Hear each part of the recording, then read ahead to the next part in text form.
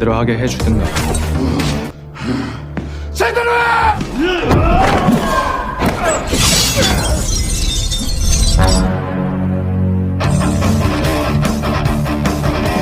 Assalamualaikum warahmatullahi wabarakatuh. Halo bre, gimana kabarnya? Semoga kalian sehat semua ya. Kembali lagi di channel Ireview, channel rangkum film yang selalu setia menghibur Anda walaupun AdSense belum cair. Pada kesempatan kali ini, Mimin akan merangkum sebuah film action dari Korea terbaru berjudul Mantis, mengisahkan tentang para pembunuh bayaran yang bersaing satu sama lain untuk menjadi yang terkuat. Sebagai penyingkat waktu, karena saya ada acara akikahan anak opung saya di Melbourne, so tanpa berlama-lama langsung saja ke alur cerita filmnya. 여기 킬러 업계에 룰이 다 어기고 사는 놈들이 회사에서 허가한 작품만 해야지.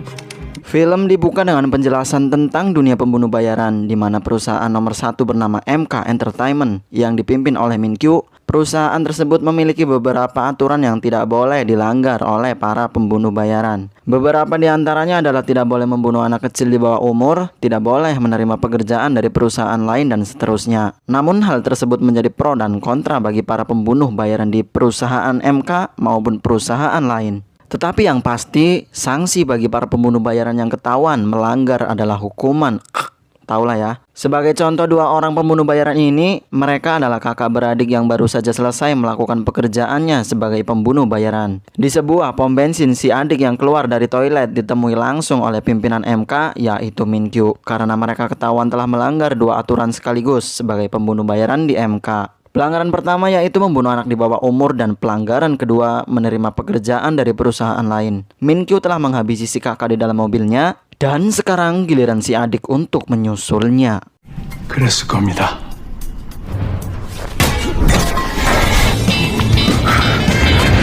Si adik memecahkan apar untuk mengaburkan pandangan Min Kyu, lalu keluar melarikan diri darinya. Namun seseorang di luar sudah menunggunya. Dia adalah Han Ul, seorang pembunuh bayaran profesional dengan level A. Diberi julukan dari orang-orang karena kebengisannya, dia disebut Mantis. Min Kyu menyusul ke sana untuk menyaksikan pertarungan Han Ul secara langsung.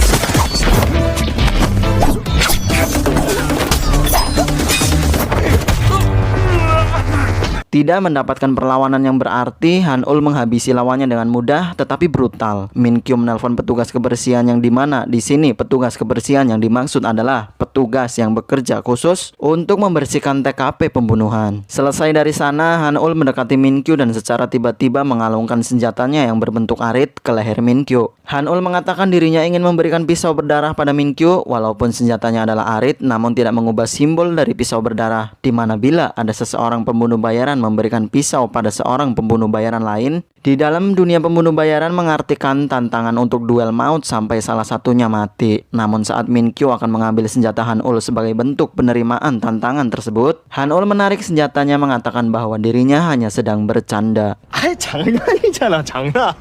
진짜 받는다고? 독립은 못하겠다. Saat ini Han Ul namanya sedang populer di kalangan para pembunuh bayaran karena kekuatan dan keterampilannya. Meminta izin pada Min Kyu untuk mengundurkan diri sebagai pembunuh bayaran di MK, Han Ul yang memiliki popularitas yang tinggi menginginkan jenjang karir yang lebih. Ia berencana untuk membuat perusahaan sendiri. Meskipun begitu, Min Kyu tidak keberatan dengan keputusan Han Ul. Min Kyu mengizinkan dan juga bersedia akan membantu bila Han Ul membutuhkannya. 존나 부럽네. 민규 형이 죽었다고? Di keesokan harinya, di sebuah bandara, Han Ul mendapatkan kabar dari teman masa kecilnya bernama Jae Yi, yang juga seorang pembunuh bayaran profesional level A. Berbeda dengan Han Ul, Jae Yi bekerja di sebuah perusahaan kecil independen. Sembari melakukan pekerjaan yang digelutinya, Jae Yi memberitahukan pada Han Ul bahwa Min Kyu telah tewas dalam duel maut melawan Bok Sun, seorang veteran pembunuh bayaran di MK. Akibat hal itu, kini perusahaan MK mengalami kebangkrutan. Dan benar saja, orang-orang dari perusahaan lain mengerumuni Han Ul di sana, saling berebut untuk merekrutnya. Di sisi lain, Jae Yi yang sudah menyelesaikan pekerjaannya pulang ke apartemennya. Di sana sang bos sudah menyiapkan makan malam untuknya. Tak lama kemudian, Han Ul tiba di sana, mengajak Jae Yi ke sebuah tempat untuk berkumpul, memperbincangkan perusahaan yang akan ia buat. 손님 그만 받으래. 열어. 죽여버리기 전에 이 새끼가. 사마귀. Di sebuah klub malam, seorang pria sangar meminta masuk ke dalam namun ditolak oleh penjaga karena permintaan dari Mantis yang tidak ingin tempat tersebut terlalu ramai. Mendengar nama Mantis, pria sangar tersebut mengurungkan niatnya untuk masuk ke dalam. Terjadi perdebatan tentang siapa yang akan memimpin perusahaan antara Han-ul dan Jae-yi karena sejak kecil mereka berdua memiliki kemampuan yang sama. Han-ul yang sebenarnya suka pada Jae-yi sejak dulu, tetapi sampai sekarang belum mengungkapkan perasaannya secara langsung. Merasa kesal ketika mendengar dari teman lainnya bahwa Jae-yi kini telah memiliki pacar, Han-ul meluapkannya dengan mengungkit kemenangan berturut-turutnya melawan Jae-yi. 내가 너 왜 책임지? 너랑 나 8대8 동률이야. 네가 실력이 안 되니까 책임지는 거 아니야? 내가 실력이 안 된다고. 써. 그렇게 따지면 Berlanjut mengobrol berdua membahas tentang perusahaan yang akan mereka dirikan bersama, namun pembahasan tentang pertarungan di antara mereka berdua masih berlanjut. Mereka memiliki skor 9-7 yang dimenangkan oleh Han-ul. Di sini Han-ul memberikan kode pada Jae-yi bahwa dia menyukainya. Han-ul mengatakan saat 7 kali Han-ul kalah dari Jae-yi, dia merasa dirinya tidak pernah merasa kesal. Menanyakan kembali pada Jae-yi tentang hubungannya, Han-ul bertanya tentang siapa pria yang kini berpacaran dengannya. Namun Jae-yi mengatakan saat ini ada pembahasan yang lebih penting dari itu.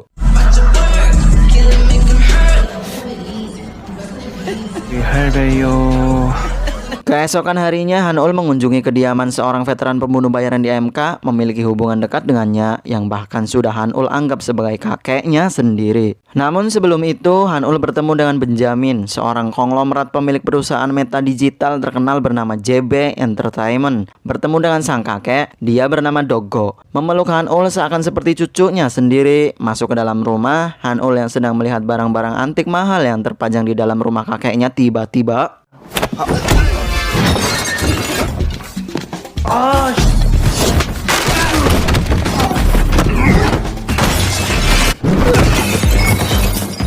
setelah melakukan penyambutan pada sang cucu yang kesannya terlihat seperti sebuah penyiksaan dan percobaan pembunuhan, Doggo menjamu Han-ul dengan junk food. Selama bertahun-tahun, Han-ul baru menemui Doggo karena hubungan kakeknya dengan pimpinan MK Min-kyu berakhir tidak baik, di mana dahulu Doggo yang menjabat sebagai pengurus perusahaan di MK memberikan pisau berdarah pada Min-kyu, simbol pertarungan sampai mati. Han-ul merasa tidak enak pada Min-kyu bila sering menemui kakeknya. Terlepas dari kesalahannya terdahulu, Doggo bersyukur dia hanya dipensiunkan oleh Min-kyu. Min-kyu mengampuni nyawanya. Jika kalian penasaran alasan mengapa Doggo memberikan pisau berdarah pada Min-kyu, sahabat karibnya sendiri dan orang yang mendirikan perusahaan MK bersamanya, sabar, karena alasannya dijelaskan di akhir film. Doggo kini berniat kembali ke MK memimpin dan akan meneruskannya setelah kematian Min-kyu. Han-ul menanyakan hubungan kakeknya dengan Benjamin, pemilik perusahaan JP yang tadi menemuinya. Doggo menjawab dia baru mengenalnya. Benjamin datang ke sana menawarkan kerjasama dengannya, namun Doggo menolaknya. Dari sini kita juga ketahui bahwa Jae-yi dan Han-ul adalah anak didik yang sama dari Doggo. Melihat pertarungan antara Han-ul dan Jae-yi, dulu Doggo akan memilih Jae-yi sebagai penerus MK. Namun Min-kyu melihat lewat VAR pertarungan antara Han-ul dan Jae-yi. Menelitinya, meskipun pertarungan didominasi oleh Jae-yi, tetapi jika seandainya pertarungan Jae-yi dan Han-ul menggunakan pedang asli, terlihat jelas bahwa Jae-yi akan kalah dan tewas dengan cepat di tangan Han-ul.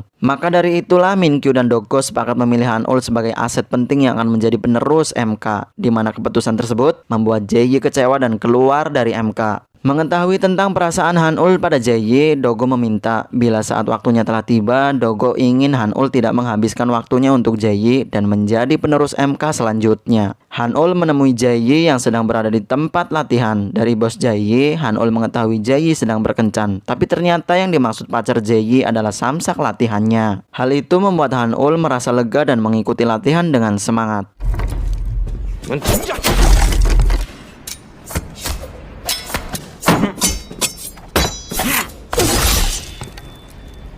Selesai di tempat latihan, Han-ul dan Jae-yi melanjutkan obrolan tentang perusahaan yang akan mereka bangun. Han-ul memberikan kartu nama Benjamin pada Jae-yi, berencana menjadikan JB Entertainment sebagai sponsor bagi perusahaan mereka. Lalu Han-ul meyakinkan Jae-yi untuk ikut dengannya mendirikan perusahaan bersama. 죄송하게 됐어요. 현재 내 처지에 그런 소리 하지 마라.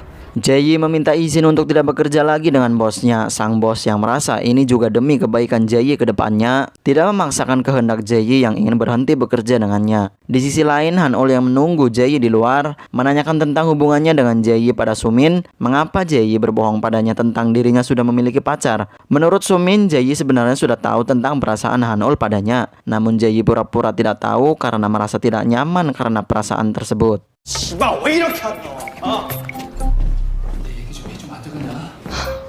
사람 참 투명하다 투명해. Dongyong dan Boombai sangat takjub dengan sponsor yang mereka dapatkan dari Han-ul. Sejak sekolah, Dongyong dan Han-ul selalu memainkan game Blood High School, di mana game populer tersebut dibuat oleh perusahaan JB Entertainment, perusahaan yang nanti akan bekerja sama dengan mereka.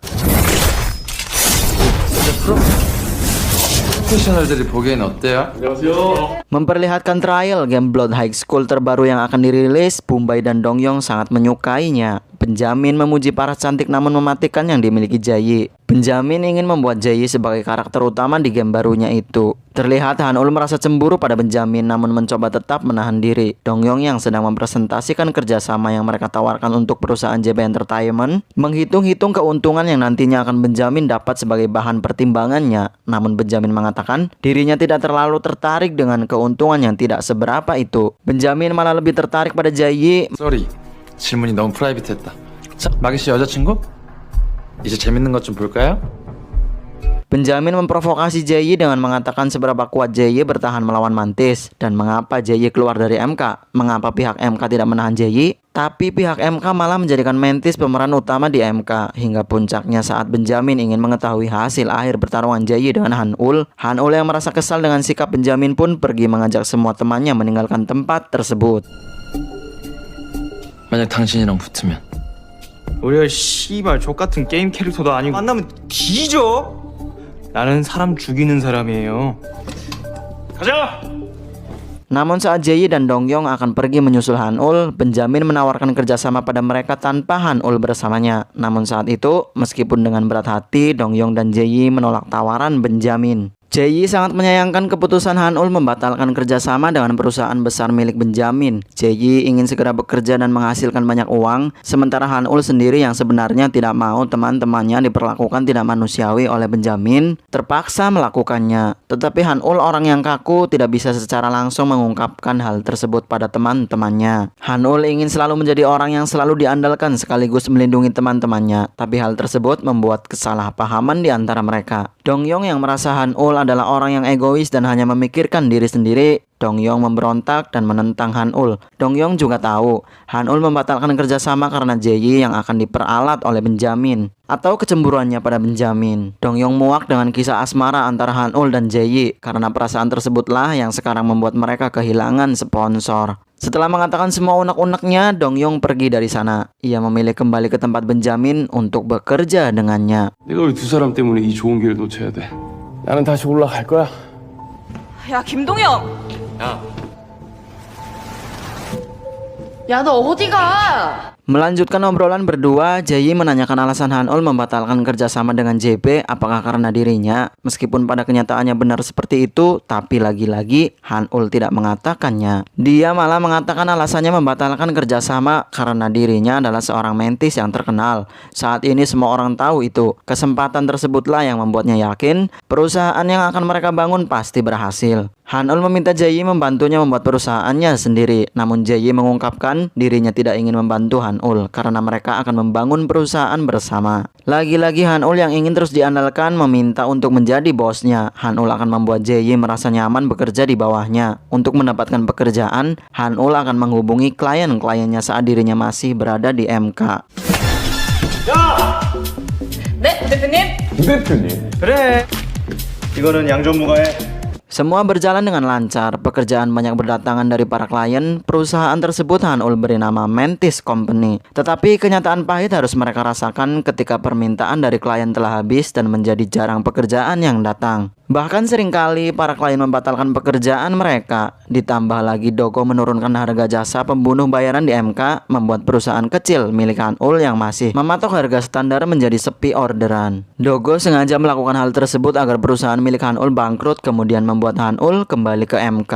다 쪄놨는데 여보세요 사장님 진짜 고통스럽게 잘 죽여드릴 테니까 한번 믿고. Bumbay yang merasakan dampaknya kini mulai mengeluhkan hal tersebut. Ditambah lagi dirinya selama ini ditugaskan oleh Hanul hanya mengurus pekerjaan rumah. Bumbay merasa perusahaan tersebut hanya perusahaan milik Hanul sendiri. Bagaimana tidak, karena pekerjaan pembunuh bayaran dengan level tinggi selalu saja Hanul yang melakukannya. Jae-yi yang sebenarnya memiliki keluhan yang sama masih menahan diri membela Hanul. Bumbay menyesali keputusannya tidak mengikuti jejak Dongyong bekerja dengan Benjamin. Tak lama kemudian Hanul tiba membawa order pekerjaan dengan level C. Namun pekerjaan tersebut ia berikan pada Jae-yi. Hanul memintanya untuk Jae-yi menyelesaikan hari ini juga. Namun Jae-yi yang sedang sibuk memberikan pekerjaan tersebut pada Bumbay atau Sumin. Tapi Hanul melarangnya, mengatakan dirinya telah memberikan pekerjaan tersebut padanya, maka Jae-yi tidak boleh membantahnya. Jae-yi yang sekarang semakin tidak tahan dengan sikap Hanul yang kesannya merendahkan teman-temannya, tak terkecuali dirinya, mengajak Hanul bicara berdua. 너 대표잖아. 회사 운영하려면 애들도 좀 키워줘야지. 애들은 너만 보고 있고. Jae-yi meminta Hanul untuk memberikan pekerjaan secara rata. Hanul tidak boleh meragukan kemampuan teman-temannya. Mengungkapkan alasannya, Hanul takut jika pekerjaan yang dilakukan temannya akan gagal. Hanul tidak mau perusahaan mereka terjatuh di awal. Seperti biasa, Hanul yang ingin selalu diandalkan oleh teman-temannya tetapi tak pernah mengatakannya, menciptakan kesalahpahaman yang besar di antara mereka. Jae-yi yang semakin salah paham pun kini mulai muak dengan sikap Hanul yang selalu tidak menghargainya. Jae-yi mengungkit bahwa selama ini Hanul bahkan tidak pernah memberikan pekerjaan level A pada dirinya. Hanul selalu merasa dirinya lebih baik dari Jae-yi. 됐지? 너 나한테 A급 맡긴 적이나 있냐? 그래. 혼자 잘난 새끼야. 다른 사람들은 다 네 발밑. 이게 못 알아쳐먹냐? 깔보면서 위하는 척하는 거 나니 그런 점이. Bukannya meminta maaf atas ucapannya, Hanul malah semakin menyombongkan diri di hadapan Jae-yi dengan segala ketenaran dan kemampuannya. Tidak sampai di situ, Hanul mengajak duel Jae-yi untuk menentukan siapa yang terkuat. Sebenarnya Hanul hanya mencoba memotivasi Jae-yi agar menjadi lebih kuat. Hanya waktunya kurang tepat. Benar saja, kini keadaan malah menjadi semakin kacau antara dirinya dan Jae-yi. 그 왜 자꾸 뭔가 알고 있는 것처럼 말씀하...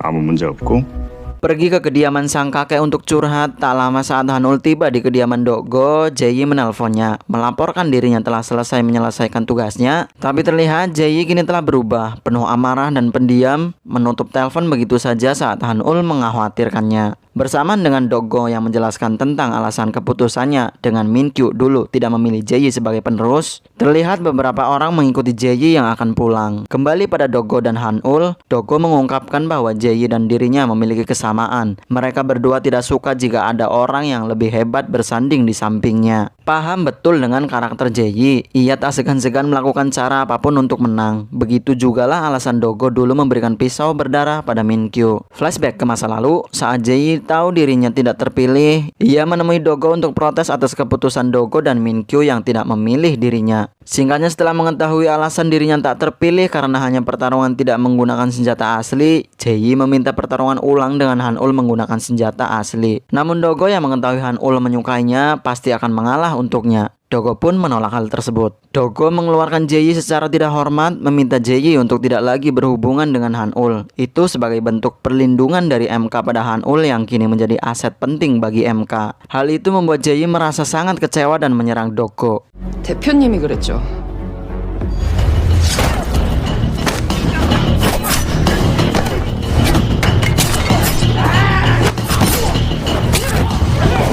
Bersamaan dengan Dokgo yang memperingati Hanul, Jae-yi menghajar orang-orang yang mengikutinya. Hanul tahu Jae-yi menganggap dirinya sebagai rival, tapi bukan berarti Jae-yi akan membunuhnya. Dokgo mengatakan awalnya ia juga tak berniat membunuh Min-kyu, tapi seiring berjalannya waktu, semua itu pasti akan terjadi. Dokgo menyarankan Hanul yang saat ini sedang bingung untuk segera mengatakan langsung pada Jae-yi jika dirinya ingin selalu bersama dengannya. Di sisi lain, Jae-yi berhasil mengalahkan orang terakhir dari sekian banyak orang yang menggeroyoknya. Saat akan menghabisinya, orang tersebut membuka topengnya menunjukkan wajahnya yang ternyata adalah Dongyong. Menyapanya, meski mengetahui orang di hadapannya adalah temannya sendiri, tanpa pikir panjang, Jae-yi menghabisi Dongyong tanpa belas kasihan.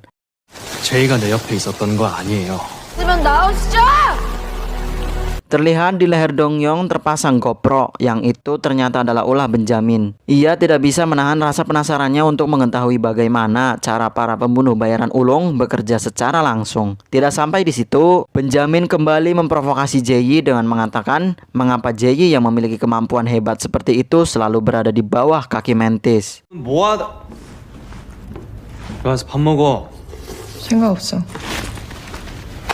Saat keesokan harinya Hanul bertemu dengan Jae-yi, ia terlihat menjadi orang yang sangat pendiam. Dan di sini saya sendiri juga bingung, kenapa Hanul sebagai laki-laki banyak bacot dan bertele-tele. Padahal dia sendiri ingin terus bersama dengan Jae-yi, tapi si Longor ini malah terus memperlakukan Jae-yi seenaknya. Hanul bertanya pada Jae-yi tentang keberadaannya semalam. Hanul memaksa Jae-yi yang saat ini sedang tidak baik-baik saja untuk menjawab pertanyaannya dengan jelas. Bahkan Hanul kembali merendahkan Jae-yi dengan mengatakan bahwa Han harus patuh pada atasannya. Di mana-mana ya, ini saya tegaskan, bukan Jae-yi saja yang akan bereaksi seperti itu. Saya sendiri kalau kerja sama orang watakannya kayak Hanul ini pasti sebel, gak nyaman, jadi malas gitu kerjanya. Kalian juga pasti sama. Kalau iya, coba komen di bawah. Lanjut, Jae-yi yang sudah tidak tahan lagi dengan sikap Hanul yang selalu saja merendahkannya, menantang Hanul untuk berduel. 하고 가정을 하고 말하네.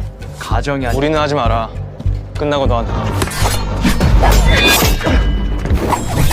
Bumba yang penasaran dengan pertarungan Jae-yi dan Hanul ingin mengetahui siapa pemenangnya, karena sebenarnya Bumbai sendiri berharap Jae-yi yang menjadi pemenangnya. Sumin yang juga ikut menyusul untuk melihat pertarungan. Sesampainya di sana, ia melihat bahwa Jae-yi berhasil mengalahkan Hanul. Tapi yang sebenarnya terjadi, Hanul sengaja mengalah agar dirinya bisa selalu bersama dengan Jae-yi. Setelah kekalahannya, Hanul memuji Jae-yi, menjadikannya bos, lalu mengulurkan tangannya. Sedikit saran dari saya, teruntuk kalian para laki-laki, hilangkanlah sifat ribet dalam diri kalian. Karena sifat menjijikan seperti itu benar-benar tidak mencerminkan seorang laki-laki sejati. Menurut saya pribadi, kalau mau ngomong sesuatu, gentle, ngomong langsung, busungkan dada, hadapi dengan gagah berani. Ngapain pakai kode-kode bullshit? Lama, cewek juga ilfil kalau begitu jadinya. Dan benar saja, seperti apa yang saya katakan, Jae-yi mengacukan Hanul, tidak menggapai uluran tangannya, lalu pergi begitu saja tanpa mengatakan sepatah kata apapun pada Hanul. Saat ini, Jae-yi memilih bekerja dengan JB Entertainment milik Benjamin, bersedia menjadi karakter utama dalam game, serta menjadi seorang pemimpin pembunuh bayaran di perusahaan JB Entertainment.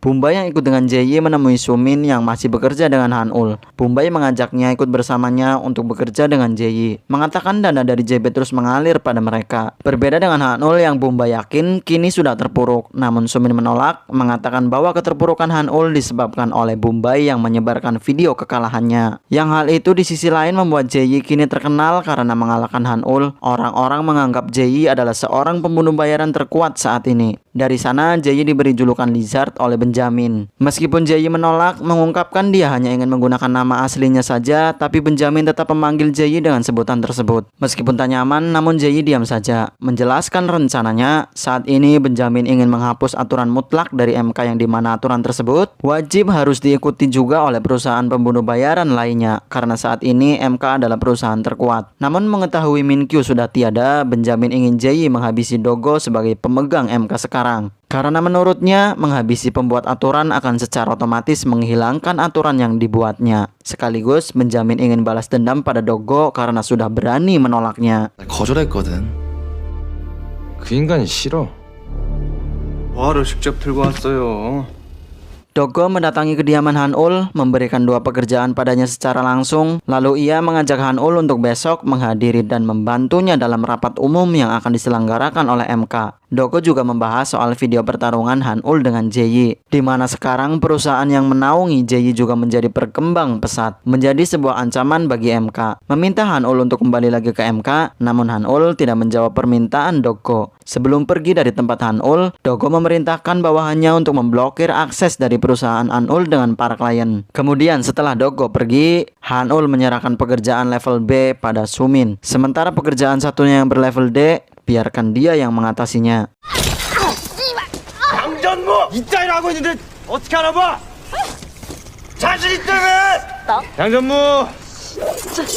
Khawatir Sumin akan gagal, Hanul menyusulnya, memotivasi Sumin dengan memberikan tenggang waktu 1 menit untuk Sumin segera menyelesaikan pekerjaannya. Jika waktunya habis dan Sumin tidak berhasil mengalahkan lawannya, Han-ul akan memecatnya. Kewalahan karena mendapat lawan yang kuat, singkat cerita Sumin berhasil menghabisi orang yang menjadi target di pekerjaannya. Han-ul menelpon petugas pembersih, lalu menghampiri salah satu petugas. Terlihat Han-ul memberikan uang pada salah seorang petugas. Keesokan harinya, ditemani Sumin, Han-ul datang untuk menghadiri rapat umum MK. Terlihat beberapa pimpinan perusahaan lain yang sudah berkumpul di sana merendahkan Han-ul.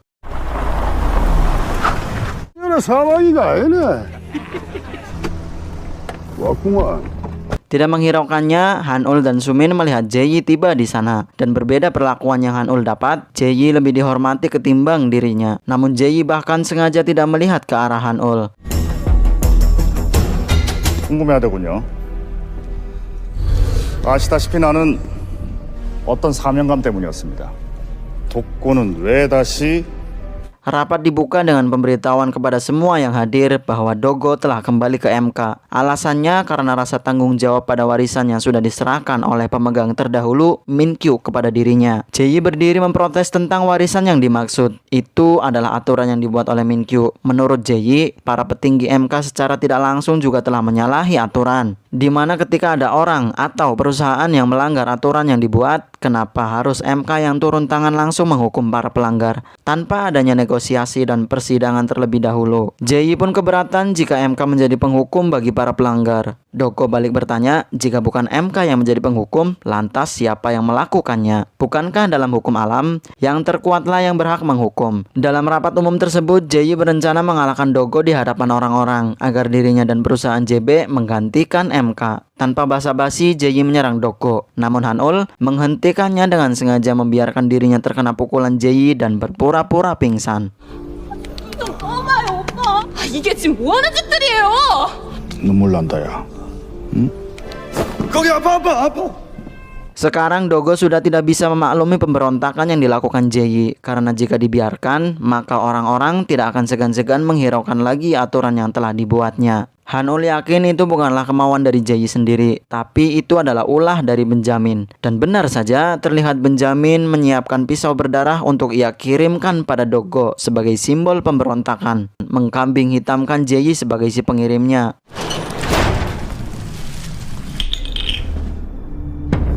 언젠간 이런 날이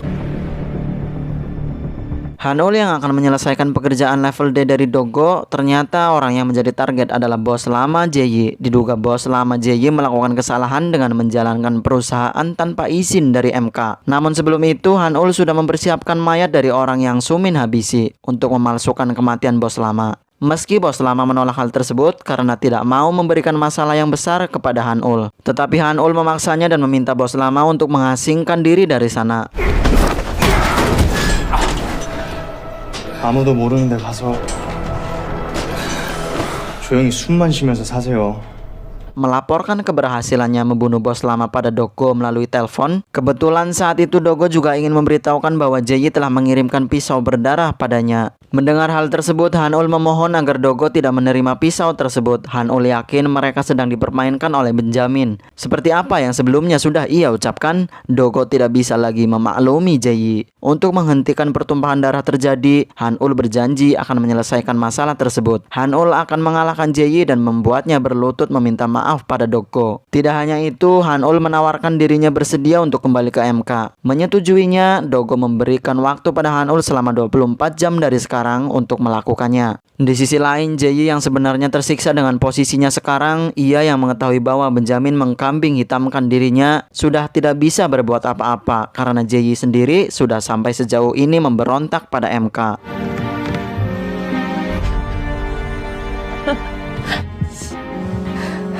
Datang ke kediaman bos lama karena Han-ul tahu Jae-yi akan datang ke sana. Han-ul memberitahukan bahwa dirinya lah yang menghabisinya. Mencoba membujuk Jae-yi, Han-ul meminta secara baik-baik untuk Jae-yi mengambil kembali pisau berdarah yang ia kirim pada Dogo. Namun Jae-yi menolak dengan alasan dirinya tidak mau diperintah lagi oleh Han-ul karena sekarang terbukti Jae-yi lebih kuat dari Han-ul. Dengan sangat terpaksa, saat itu juga Han-ul menantang duel Jae-yi dan 이렇게 다들 이게 어떻게 된 거야 이게?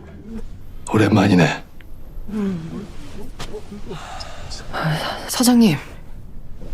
Bos lama muncul di hadapan mereka dan orang-orang yang hadir memberikan penghormatan terakhir padanya. Bos lama mengatakan dirinya tidak bisa hidup seperti ini. Lalu ia meminta untuk tidak perlu membatalkan upacara pemakamannya karena dirinya sudah menelpon pihak MK dan sebentar lagi orang-orang MK akan datang menghabisinya. Panik karena pengkhianatannya diketahui oleh Dogo, Han-ul bergegas pulang.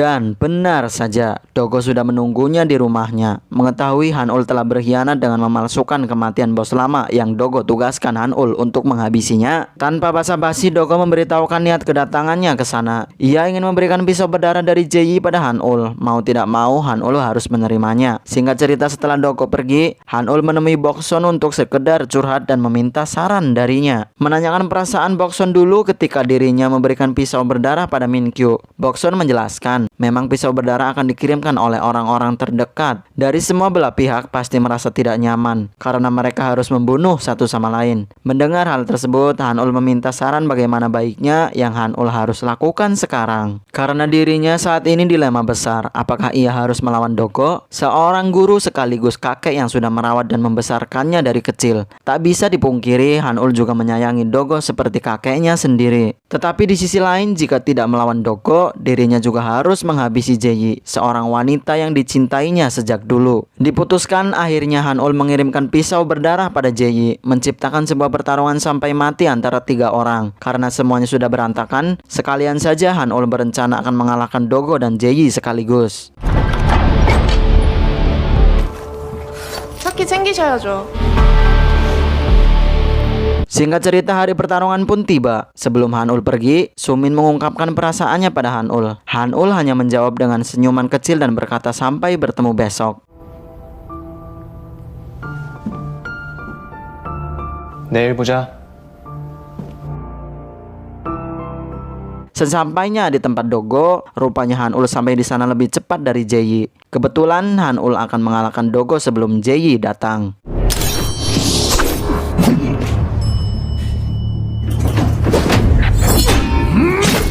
Ternyata tidak semudah yang Han-ul kira. Dogo yang adalah seorang veteran pembunuh bayaran di MK saat itu bertarung dengan serius, membuat Han-ul babak belur. Hingga sampai Jae-yi telah tiba di sana, ia mengikuti pertarungan. Namun Dogo masih mendominasi dalam pertarungan tersebut. Memojokkan Dogo terlebih dahulu, setelahnya Han-ul akan mengalahkan Jae-yi. Begitu pikirnya. Saat Dogo sedang terfokus pada Han-ul, dari belakang Han-ul, Jae-yi menusuk jubah Han-ul menembus ke perut Dogo. Dogo sekarang sudah mendapatkan luka yang cukup parah. Tidak mampu lagi bertarung dengan maksimal, Han-ul dengan mudah menyelesaikannya.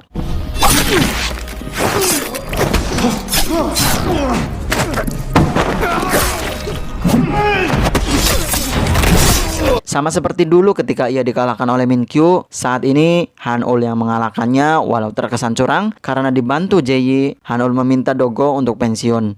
Dogo menolaknya. Ia tidak ingin mengulangi hal yang sama seperti dulu untuk yang kedua kalinya. Dogo meminta Han-ul untuk menghabisinya saja karena pertarungan tersebut memang harus ada salah satunya yang tewas. Jelas saja Han-ul tidak mampu melakukannya dan...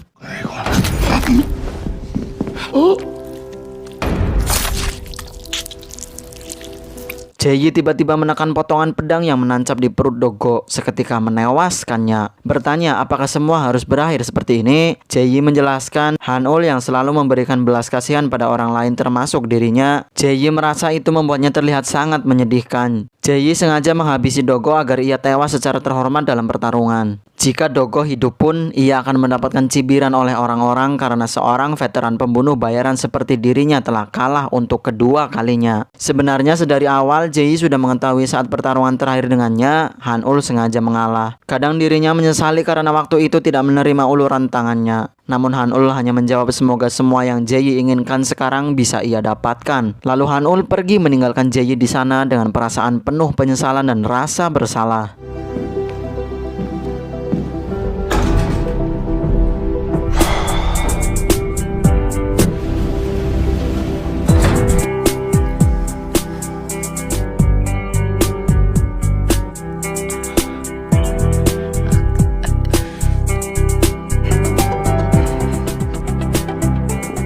약자는 강자에게 먹히고 과연 어떻게 살아야 할까요? 강자는 약자를 잡아먹죠. 세상과 닮아가야죠. Film diakhiri dengan Jae dan Bombay yang mengawal bosnya, yaitu Benjamin, yang sedang melakukan pidato. Selesai berpidato, mereka mengantarkan Benjamin ke mobil. Jae mengungkapkan pada Bombay bahwa sekaranglah saatnya. Jae sudah menyerahkan Benjamin pada perusahaan yang haus dengan pekerjaan level A. Tidak lain dan tidak bukan, itu adalah Han-ul, si Mantis, dan film pun tamat. 너는 씨발라마. 너 다음에 나 다시 만나면 뒤진댔지. 어? Ya, kira-kira seperti itulah kisah dari film Mantis 2025. Semoga kalian terhibur ya. Pelajaran yang bisa kita petik dari film ini adalah jangan pernah malu untuk meminta maaf. Tidak perlu merasa bersalah dulu untuk melakukannya. Meminta maaf tidak membuat jatuh harga dirimu. Ingat, barang siapa orang yang meminta maaf walau dirinya tidak bersalah, ia termasuk dalam golongan orang-orang yang berjiwa besar dan kelak akan mendapat ganjaran yang besar pula serta ditinggikan derajatnya berkali-kali lipat oleh Allah Subhanahu wa taala. Sekiranya cukup sampai di sini untuk kalian. Jaga pola makan, jaga kesehatan, jaga pola tidur. Love you guys. Kurang lebihnya saya mohon maaf dan pamit undur diri. Sampai bertemu di lain waktu. Wassalamualaikum warahmatullahi wabarakatuh.